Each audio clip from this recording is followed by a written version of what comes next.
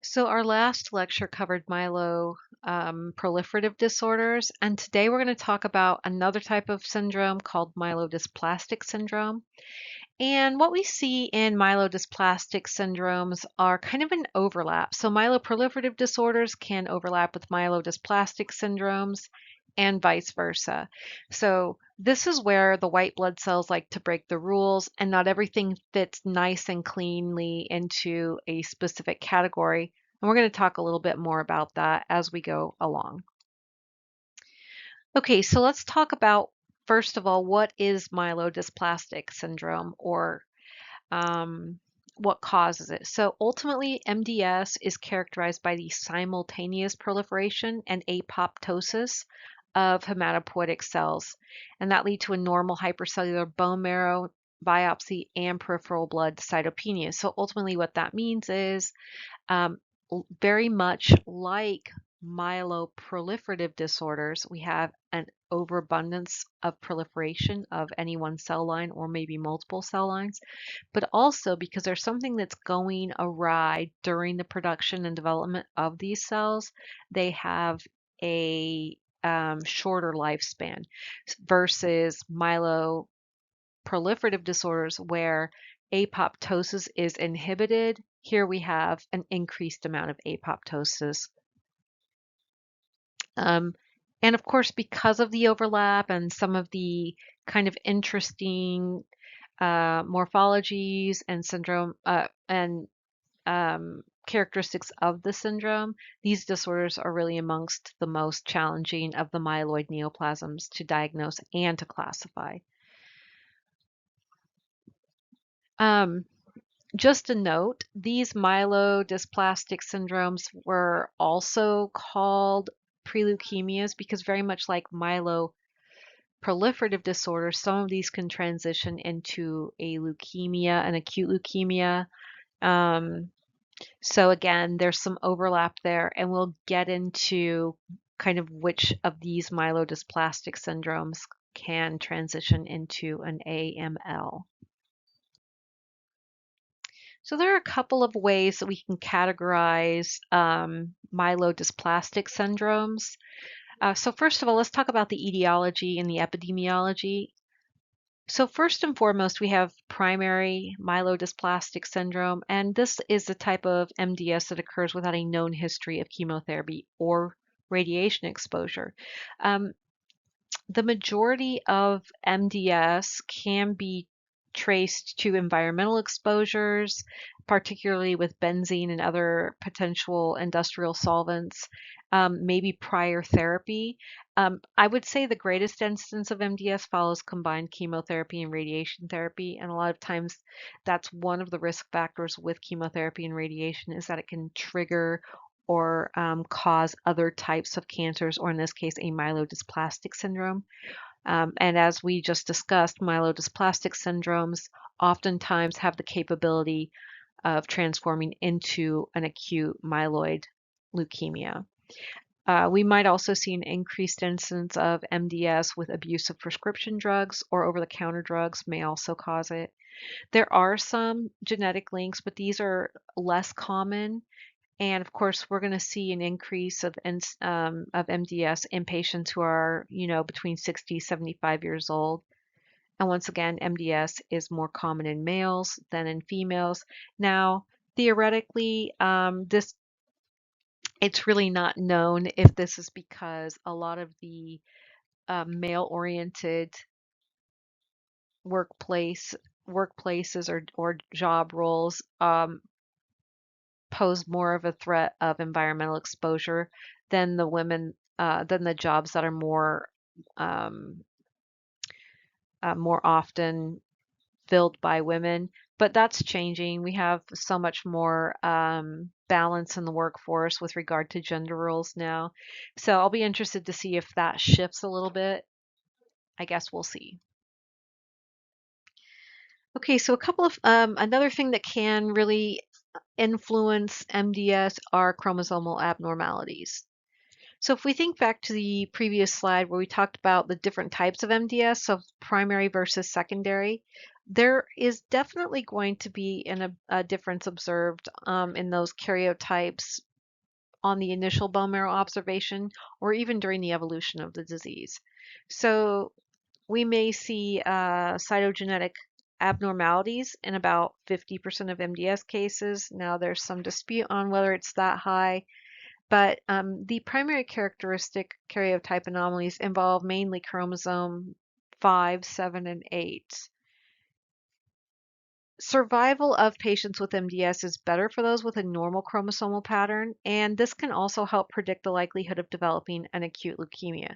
So MDS has a higher instance of transforming into an acute leukemia, but people with fewer chromosomal abnormalities or normal karyotypes are less likely to make that transition into an acute leukemia than patients who have multiple cytogenetic abnormalities.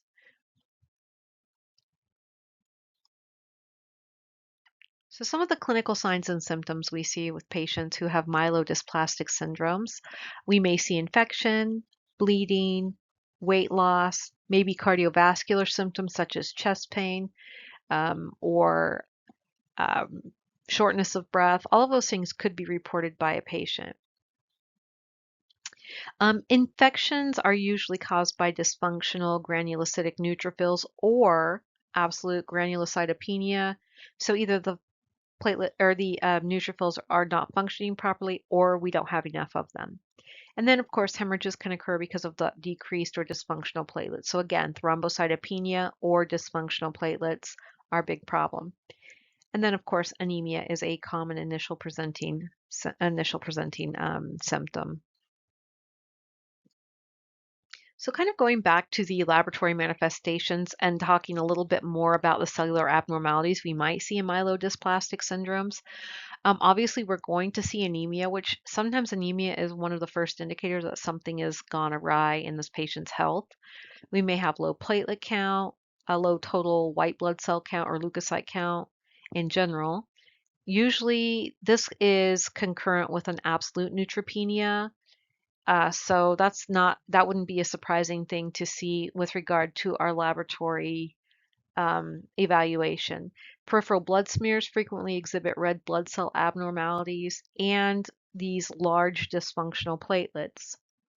And then across the board, we're going to see cytopenia, pancytopenia, so a decrease in all of the cell lines.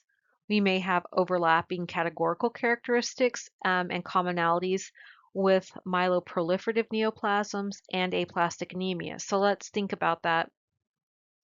Myelodysplastic syndromes do have some of the same type of characteristics as myeloproliferative neoplasms. So if we think about hypercellular bone marrow, proliferation of certain of myelogenous cell lines, aplastic anemia, we're going to see pancytopenia for different reasons than myelodysplastic syndrome. But because myelodysplastic syndrome has similarities to other type of anomalies, that's what makes it more difficult to diagnose. All right, so when we get to the bottom of it, the main point of MDS is that we are having an ineffective hematopoietic process. So we're going to see red blood cell abnormalities. We're going to see islands of erythroid hyperplasia with erythroblastic deformities. And we kind of see some of those things that look similar to like a megaloblastic change. So we're going to have a nuclear to cytoplasmic asynchrony with those precursor cells. But in this case, in the case of myelodysplastic syndrome, it won't be caused by a B12 folate because those levels will be normal. It's more of a process or an abnormality in the process of development. About 1/4 of patients with refractory anemia demonstrate ringed sideroblasts like those of sideroblastic anemia. A refractory anemia with ringed sideroblasts presents with a dimorphic cell population. We may have microcytic hypochromic cells with punctate basophilic stippling, maybe macrocytic normochromic cells, similar to a megaloblastic anemia. And if you think about environmental exposures, remember lead poisoning can be one of those things that is an exposure from our environment. When we have that refractory anemia with ringed sideroblasts, we're looking at those iron deposits that have made that kind of ring shape around the precursor cells. And that's because of an inhibition of that insertion of iron into the porphyrin ring. And lead poisoning and other environmental factors can actually become an inhibition to that. So this is one case in which we can see evidence that environmental exposures can indeed affect um, production and development of red cells. And in this case, we have refractory anemia, meaning that it is refractory because it's not responsive to the usual therapies. And then the ringed sideroblasts are present simply because of that deposition of iron. At the bottom here, we have kind of that cytoplasmic asynchrony, which are like those sideroblastic changes. We also see these erythroid hyperplasias with this erythroblastic deformities. So if you go back to our white blood cell lecture and we look at the different developmental pools, at this point, this would be the maturation pool where they're waiting and just developing and preparing for release into the bloodstream. And what we know about the maturation process or the maturation pool is that DNA synthesis and cell division stops at that point. But if you look right here in the middle, we clearly see a cell that is trying to or in the process of dividing, which is um, although we talked about it with white cells, the same processes go for red cells or erythroid precursors. So this is not normal. We wouldn't see cellular division in a normal red blood cell precursor or even a white blood cell precursor at this phase while it's in the maturation pool waiting for release. So in addition to red blood cell anomalies or abnormalities, we're also going to see white blood cell abnormalities. So some of the features that we may see in a myelodysplastic syndrome, we may see agranular or hypogranular neutrophils. We might see precursor marrowmyelocytes that have or that lack those secondary granules. We might have primary granules that are absent in promyelocytes. And we might actually have a low lymphocyte count. Here we have these hyposegmented pseudo-Pelger-Hewitt, and we know they're pseudo-Pelger-Hewitt because these are the most often type of hyposegmented neutrophils that we see in myelodysplastic syndromes, because if you think of the cause of myelodysplastic syndromes, those are the same type of exposures to environmental things that we see in people who display pseudo-Pelger-Hewitt anomaly. Not only are red blood cells affected in terms of their development, but also white blood cells and platelets. Platelets also demonstrate abnormalities in patients with myelodysplastic syndromes. We are going to perhaps see a megakaryocyte population, which may be decreased, normal, maybe increased. But what we are also going to see is we're going to see some morphology issues. Maybe we'll see micromegakaryocytes in circulation. We might see mononuclear megakaryocytes. We could see multiple small separate nuclei, and then maybe giant granules within the platelet or megakaryocyte. We may also see large bizarre platelets, which is a pretty frequent finding.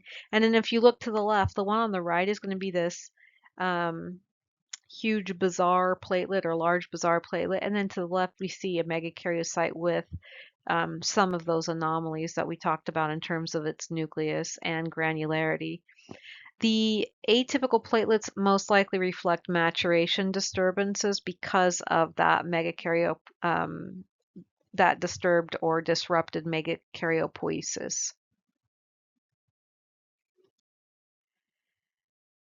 Okay, so now that we know kind of what MDS is and kind of some of the environmental or genetic things that can affect or influence MDS development, how do we classify it? So there are a couple of classification methods that we use. Obviously, we have talked about French American British classification when talking about our acute lymphocytic leukemias and our acute myelogenous or myelocytic leukemias. And we have similar classifications for myelodysplastic syndrome. In addition to the French American British classification system, we also have the World Health Organization, who have recently developed a newer classification of myelodysplastic syndromes and myelodysplastic / myeloproliferative neoplasms. And that's because there is some overlap. And so they really try to break it down to kind of see what the similarities are. Um, I have them listed here, but let's break them down into kind of a simpler format on the next slide. Okay, so this is the WHO classification or the World Health Organization classification. The mildest form of MDS is refractory anemia. And remember, refractory anemia is just simply a term that means anemia that is not responsive to treatment. So what we're going to see there is refractory cytopenia with unilineage dysplasia. So one cell line is going to be affected, and it's going to be, we're going to have cytopenia all the way across the board. As it progresses, because again, a lot of these myelodysplastic syndromes are progressive and they can transform, much like those myeloproliferative disorders we discussed. Second phase or second classification is refractory anemia with ringed sideroblasts. So now we see kind of a clearer evidence or something physically with our eye that we can tell is wrong with the production and development of the precursor cells. So we're going to see refractory anemia with the addition of 15% or more of those ringed sideroblasts in the bone marrow. So we're going to see an indication of that sideroblastic anemia. Next classification under the WHO classification for myelodysplastic syndrome is going to be refractory anemia with excess blasts. And we have kind of two categories, RAEB1 and RAEB2. So in type 1, we're going to have an elevated percentage, 5 to 9, and then we're going to have, and when I say 5 to 9%, I mean 5 to 9% blasts in the bone marrow. And then type 2, we're going to have a little bit higher instance of those myeloblasts in the bone marrow, so 10 to 19%. And then the presence of myoblasts in the circulating blood. This is the most frequent of the MDS types, representing 40 to 50% of all new cases. Now, I think that the reason why this one is documented more readily, or I guess why we see a higher instance of it, is because this is really the first phase in which laboratory testing without doing a bone marrow biopsy points us to do further investigation. So when we're looking at a differential, a cell differential, we are going to obviously take note if we see circulating myeloblasts in the peripheral blood.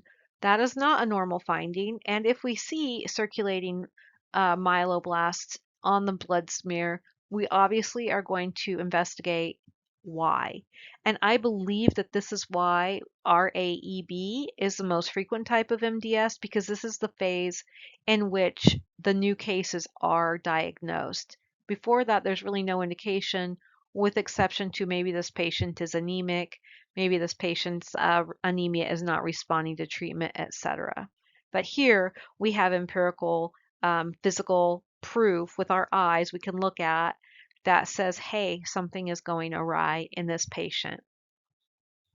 And then the fourth classification is idiopathic cytopenia of undetermined significant. So this basically describes people who are suffering from cytopenia, but they don't know why. And it's people who MDS is possible, but it hasn't been proven yet. So I'm not going to go through this entire chart with you, but just take note, go ahead and review it and kind of familiarize yourself with some of the differences between the peripheral blood, the bone marrow, and the MDS subtype.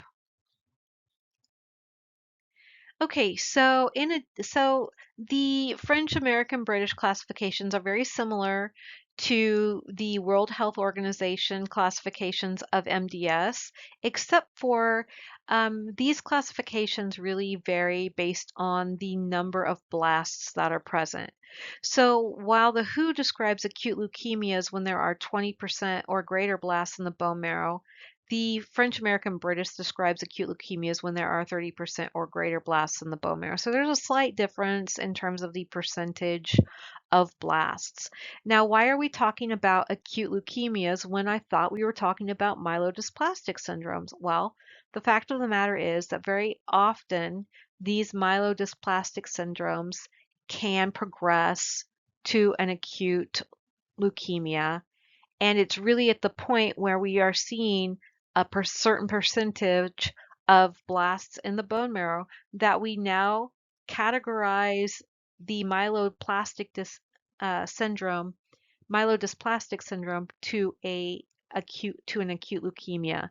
And that magic number is really 30% blasts in the bone marrow if you're using the FAB classification, and 20% blasts in the bone marrow, or higher, of course, if you're using the World Health Organization's classification.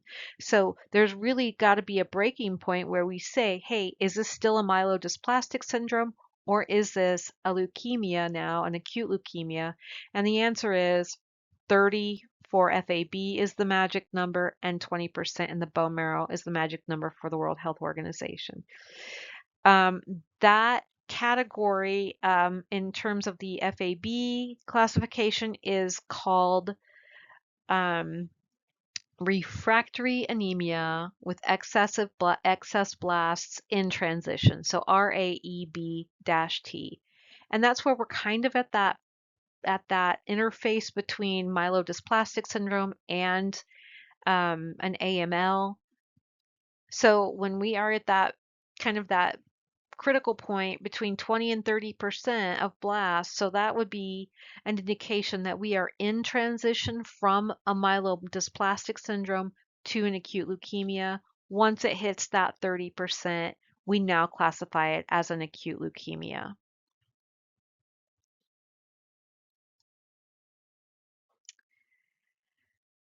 So, although a large percentage of myelodysplastic syndromes are influenced by environmental factors, we also see a relationship of cytogenetic factors. And these cytogenetic anomalies, when present, often influence the patient's prognosis. So let's say, for example, we have a cytogenetic abnormality on chromosome 5, and another patient has cytogenetic abnormalities on chromosome 5, 7, and 8. The more cytogenetic anomalies that are present in a patient, the shorter the survival time and the poorer the prognosis. Regardless to cytogenetic influence, median survival time for all patients with MDS is approximately 2 years. And in the types of MDS with 5 to 30% blasts, the progression to AML, or acute myelogenous leukemia, is extremely high. The MDSs that do transform or transition to AML typically have a higher instance of cytogenetic influence versus the patients who do not have any cytogenetic influence and have a total normal karyotype. Those patients are usually the ones who've been exposed to environmental factors that caused the MDS to develop, rather than genetic or cytogenetic factors. All right, so not to make things any more confusing than they might already feel, but we are moving forward with a myelodysplastic slash myeloproliferative neoplasm. So these are patients placed in this category usually demonstrate a hypercellular bone marrow because of proliferation of one or more cell lines. And this classification includes clonal myeloid neoplasms, which have both features of myelodysplastic syndrome and myeloproliferative neoplasms. So this is where things get a little murky, where it's really hard to classify in one area. So they kind of just put it together in an area where, hey, these specific conditions overlap into both categories. So that's why they had to make this third category. Okay, so the first MDS slash MPN is chronic myelomonocytic leukemia. Now, if you think about it, let's think back for a minute. Our chronic leukemia is CML, or we have CLL in the lymphocytic line. So right now we're talking about another type of chronic leukemia, which when we look back at our AMLs, we can see the various cell populations that are most prolific or most associated with our categories. So remember our FAB categories like M0, M1, M2, etc. So we do have a myelomonocytic leukemia that is an AML. So this would be the chronic form of that. So this myelodysplastic slash myeloproliferative condition, what we're going to see in CMML is greater than 1.0 monocytes in peripheral blood. We're going to see, in addition to that, neutrophilia is commonly observed with morphological abnormalities. So we're going to see some strange looking or abnormal looking neutrophils. We're going to have neutrophil precursors, so our promyelocytes and our myelocytes, that those will usually account for less than 10% of the leukocytes. So just to dig a little deeper into our CMML, or our chronic myelomonocytic leukemia, what we're looking at here is a clonal hematologic malignancy, and this is characterized by features of both NPN and MDS. This form of myelomonocytic leukemia is much less frequent than the acute variety. So we don't really hear about the chronic form of this. We hear more about the AML version, or the myelomonocytic, acute myelomonocytic leukemia, which I believe is, like an M4 or an M5. There's monocytic involvement with that particular AML. But diagnosis of CMML, according to the FAB classification criteria, really distinguishes between two forms. We have CMML1 and CMML2. Now, before we break down the differences between CMML1 and CMML2, let's first talk about CMML as a general condition. Let's talk about the overall pathophysiology of this. So the MDSs and the MDS MDPs are a heterogeneous group of clonal disorders of the bone marrow. So we have isoenzyme and cytogenetic analysis, which suggests that the pathogenesis of these clonal disorders are a multi-step process. And this is beginning with the destabilization of that multi-potential progenitor cell, causing proliferation of a divergent clone of that genetically unstable pluripotent cell. And then those unstable cells and those clones that are produced by those divergent clones, which are produced by that unstable pluripotent stem cell, then produce morphologically variable but clonally related progeny. Now, that was a mouthful, so let's break it down. If you've ever seen the movie Multiplicity, I know it's an older movie, but what we see is a man who it feels overwhelmed in life. He decides he's going to have a clone made of him, someone who can help out, take care of the kids at home, make his wife happy while he runs a business. And pretty soon, um, the clone of the original character decides he needs help or he gets lonely, and so he decides to clone himself. So now what we have is a divergent clone, and then that clone decides he wants to make a clone. So pretty soon we have a whole bunch of divergent clones, and with each um, clone of a clone, so to speak, the the genetic factors, the personality disorders come out, and they become very genetically unstable.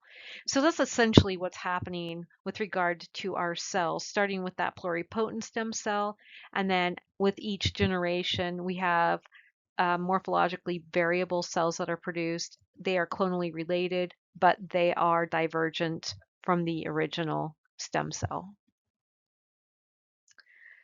So, clinical signs and symptoms are caused by complications resulting from cytopenias. So, we're going to have a decrease in all the cell lines, or maybe just one cell line, depending on what the myelodysplasia is affecting.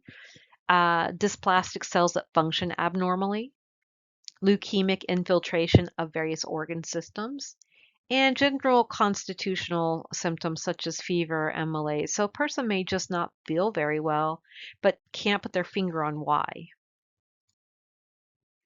Generally speaking, the etiology and incidence is not, well, the etiology is not known, and there is a varied incidence. So we may have a range of 3 out of 100,000 individuals older than 60 of age annually for CMML, and then we might have a very few, 0.13 to 100,000 children from birth to 14 years annually for JMML. And we'll talk about JMML here in just a minute. It's just the juvenile form of that myelomonocytic leukemia.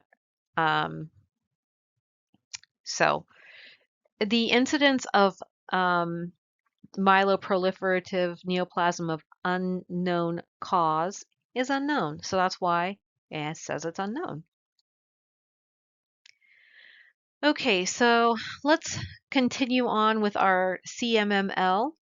Um, and we want to kind of look at the differences between CMML1 and CMML2. Now, as we said before, CMML is characterized by having features of both MPN and MDS. But the difference between the two classifications or the two categories is CMML1 shows an increase in mature monocytes, and it has no relationship to the type that transforms to AML. So we really consider this an increase in mature monocytes due to some type of reactive monocytosis. So this is um, not going to probably transform into an AML, but CMML2 shows an increase in mature monocytes, but also shows an increase in monoblasts and promonocytes. And this is the CMML2 is considered the true CMML, and it quickly develops into an AML M4 category or M5. And those are the two that are primarily associated with myelomonocytic or monocytic influences. So looking a little deeper into the pathophysiology of CMML, we may see dyshematopoiesis of all three cell lines, the percentage of reticulocytes, the total peripheral red blood cell count, and the platelet count are all decreased. We may see a total peripheral white blood cell count. It's normal or maybe slightly decreased. Okay, so in addition to the pathophysiology, let's kind of talk about some of the laboratory data we might find when evaluating for CMML1 versus CMML2. So let's first look at the data for CMML1. What we would expect to see in a patient with CMML1 is a blast percentage in the bone marrow of less than 20%. Um, Patients with that BCR-ABL1 fusion gene or rearrangement should not be included in this category. So we would not categorize them in the CMML1 category. Peripheral blood smears usually demonstrate a persistent monocyte count of greater than 1, which is pretty much a hallmark of CMML. We might even have neutrophilia with a slight left shift. So we're going to see an increase in neutrophils, but also in the immature granulocytes like metamyelocytes, myelocytes, and maybe even some pros. However, what we're not going to see typically in the bone marrow, in the peripheral blood, are circulating blasts. Now, we start to see a larger circulation of blasts in the peripheral blood once we hit that acute level, but for the most part, we're just going to see neutrophilia with some immatures but not blasts. And that's going to be less than 10% of the differential. So, um, it's not going to be anything that's really going to be alarming initially.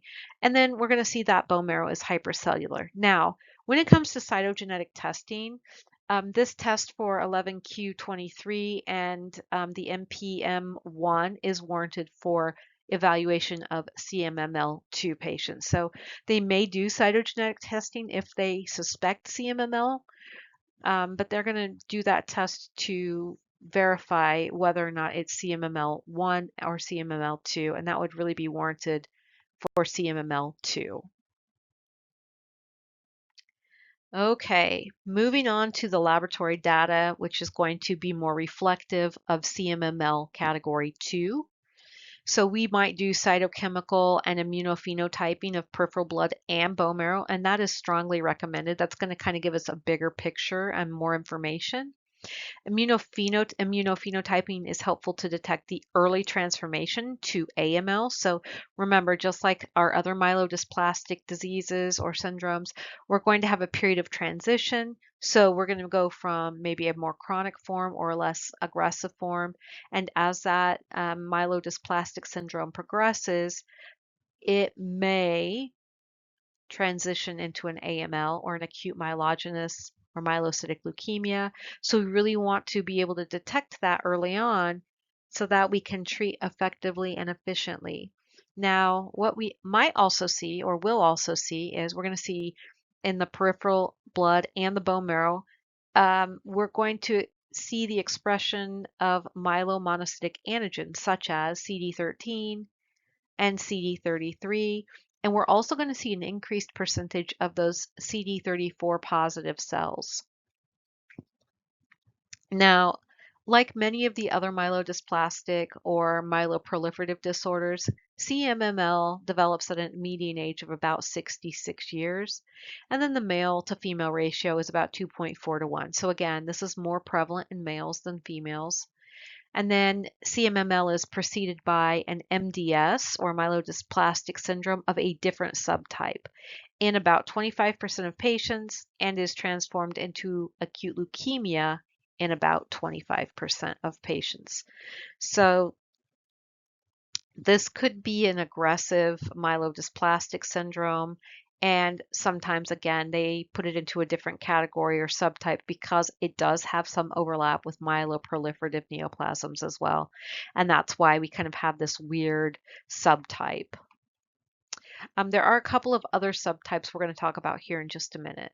But before we do that, here is a picture of what some of those myelodysplastic monocytes might look like. Okay, so this picture shows 3 monocytes and a neutrophil.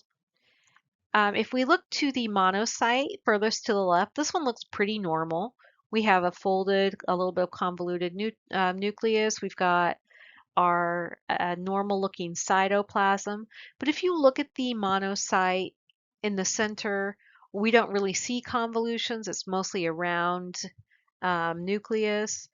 And then if we look at the one to the right, we kind of see this projection, this kind of segmented portion of the nucleus, which looks a little bit abnormal, not the typical monocyte that we would see.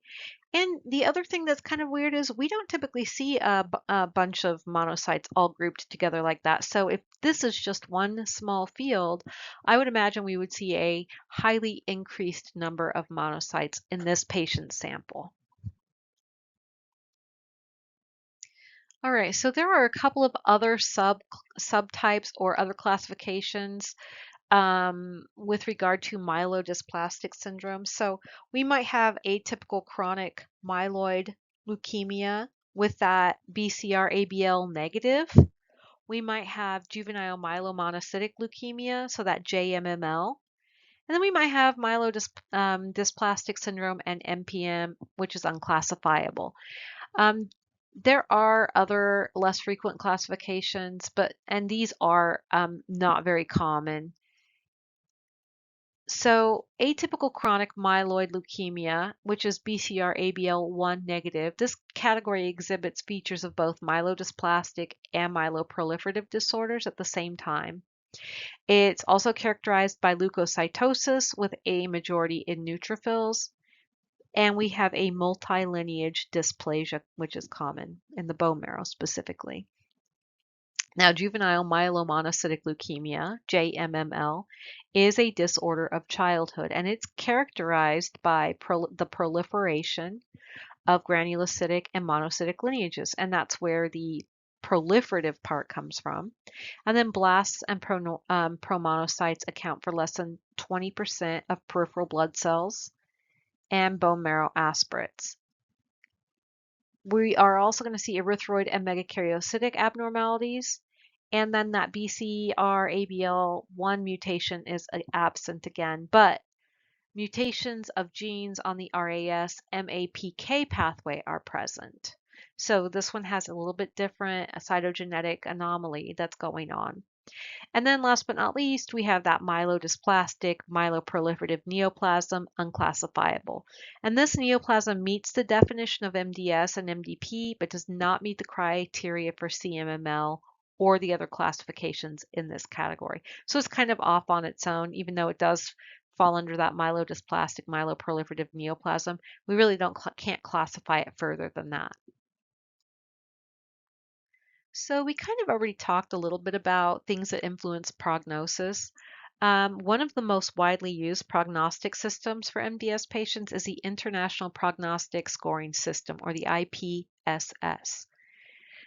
This system classifies patients into 4 distinct subgroups based solely on the following. So the criteria is going to be the percentage of bone marrow blasts, the cytogenetic anomalies or lack of, and if there are cytogenetic anomalies, how many of those cytogenetic cell lines are affected, RBCs, WBCs, platelets, or all of them. A score of 0 in this scoring system represents a low risk. Intermediate 1 has a score of 0.5 to 1. Intermediate 2 has a score of 1.5 to 2.0, and then high risk is greater than or equal to 2.5.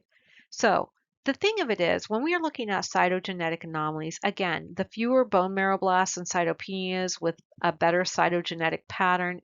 So if you have a normal cytogenetic pattern and you have a low number of blasts and cytopenias, you probably have a better chance of survival or prolonged median survival.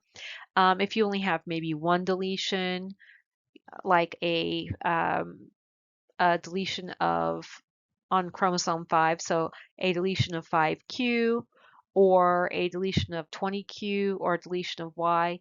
So you have only one of those cytogenic anomalies. You have a prolonged or a better chance of survival, whereas people with more blasts and cytopenias and worse cytogenetics or complex of abnormalities of chromosome 7, for example, or maybe you have multiple cytogenetic abnormalities, some on chromosome 5, some on chromosome 7.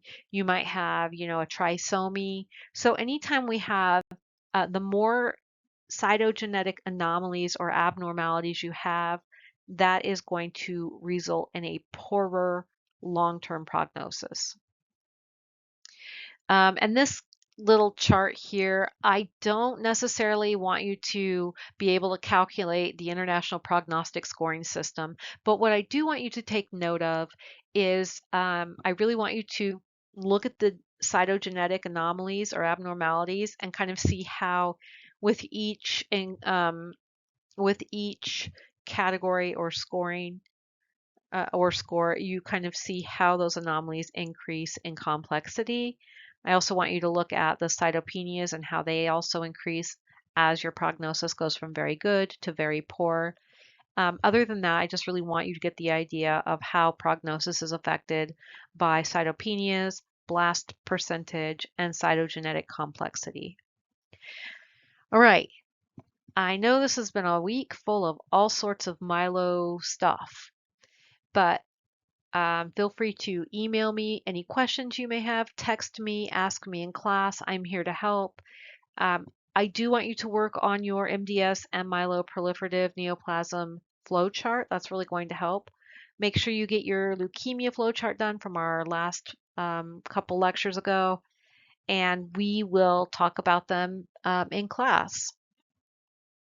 I am posting the answer key. Please try to do them by yourself prior to looking at the answer key. But if you really get stuck, feel free to peek at it, or you can text me and I'd be more than happy to help you out with whatever questions you have.